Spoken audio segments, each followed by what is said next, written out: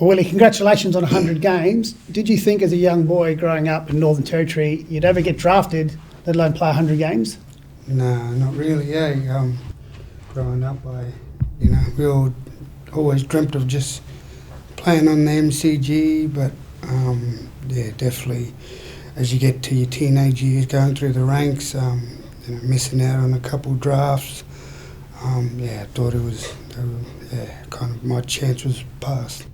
We are from one of the most famous footy families in Australia, the Riolis. Your uncles, cousins, some of them are legends of the AFL game. What was it like growing up in a family like that that's blessed to play footy? Yeah, definitely. I think, my uncles used to say, you'll always have people watching you and your expectations on, going out to perform. That was always there as a young kid. But I think in our own family circle, we just, our little way of playing footy is all about playing about the team and playing for the team and doing stuff to help the team win. And that's the way our family go about it, is just playing your role, playing big moments, and everything else will take care of itself. Well, I'm wearing actually a House of Darwin shirt from Darwin, famous St Mary's. You grew up playing for them. What was that like, playing for Saints and your father and family members coming through, Michael Long and the likes coming through that famous club? Yeah, definitely. I'm really grateful. Got to play alongside a lot of my cousins who I've grown up idolising, and then playing alongside a lot of my cousins who some of them are in the AFL right now, and got drafted as well, and then left AFL. In terms of the Long families, a lot of those guys who I grew up with definitely paved the way for us younger generation. But now, for us to get drafted, and hopefully it still leaves that. Makes, I would say it's like a full circle of life. You look up to, I used to look up to Cyril, Anthony Long, Jake Long, those type of people. And then, now that I got drafted, I kind of, hopefully look back and, hopefully the next generation of our family are looking up to us. So, but lucky, come from St Mary's. It's a very successful footy club. A lot of great players have played there along the way, not just the Riolis, the Longs. Your family's played there as well, the Burgoynes, and a lot of great names from that footy club, and not just ours. So. Yep, memory serves me correct. I reckon you played league footy 15, 16 for Saints, and you kicked 5 in a granny.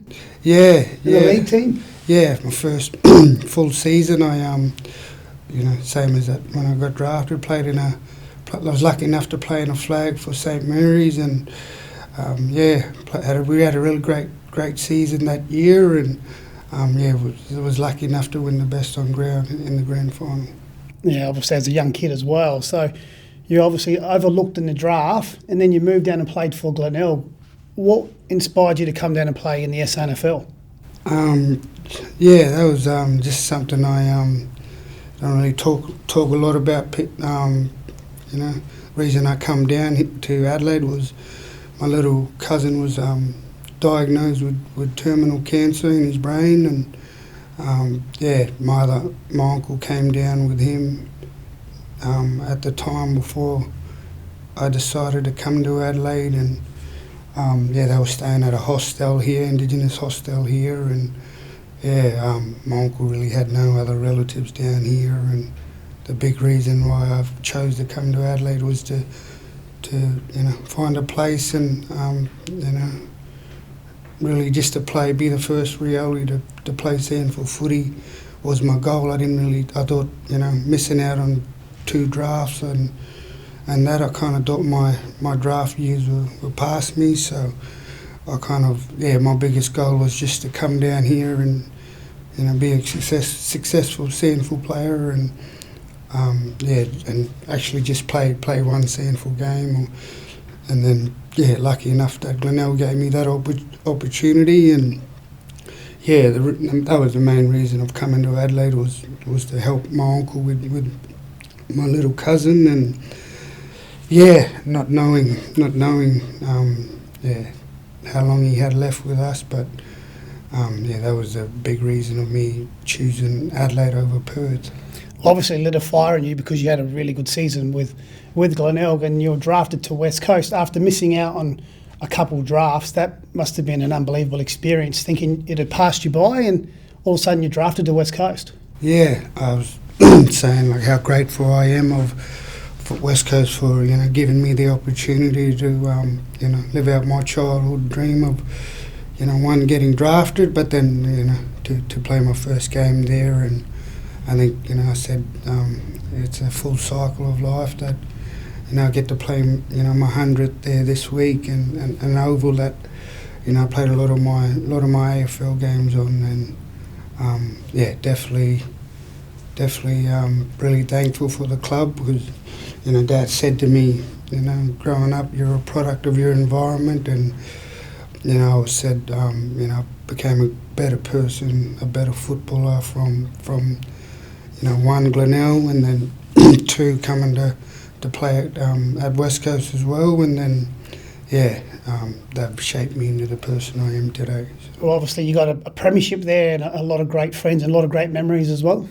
Yeah, definitely a lot of great friendships I've made along the way there. A lot of close brothers that friends that become brothers now, that are from over there, and like Liam and Lewis Jetta, and a lot of ex-players as well, a lot of ex-coaches I'm really, really close with, Simo and that. So,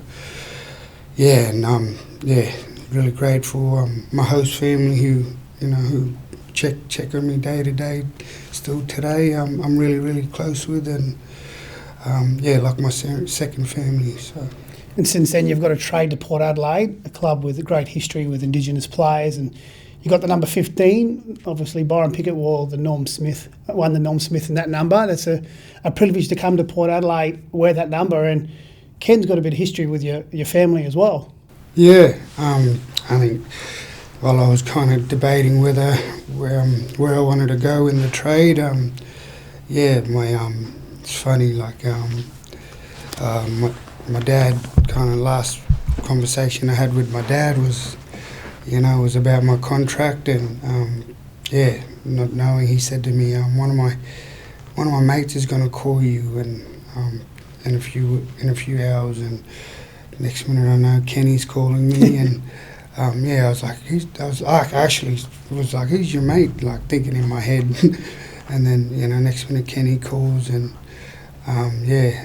didn't know Kenny used to coach my dad back in the days, down in Mort Lakes, where Kenny's from, and that's kind of my connection with him. And he also played in a, when Dad played for the Northern Territory team in a bicentennial game against Geelong, him and Kenny traded jumpers in that game, and I think when I was lucky enough to come and get told I was debuting, he didn't hand the number 15 to me, or my port jumper. He handed my dad's bicentennial jumper that him and Kenny traded in when they were playing footy in their prime. So that would have been a great surprise. Man, it was something I'll definitely cherish for a long time, and it was a very emotional day, and to get given that jumper of mine, my dad's old jumper, and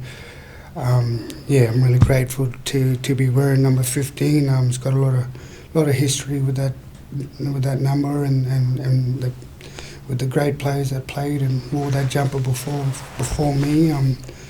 Even Carl going to Adelaide as well. Going back to Melbourne is.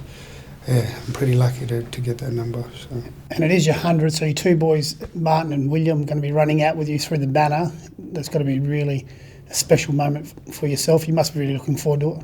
Yeah, something, I'll look back at the end of my career and cherish those moments. I said before, I won't remember every one of my games, but those little milestones along the way, like they're the ones you remember the most. And yeah, I'm pretty grateful because junior's never been to Optus before. Martin was a little fella that was the only little one we had it there at the time that ran around that oval. So pretty special to have them boys come over and hopefully run out with me.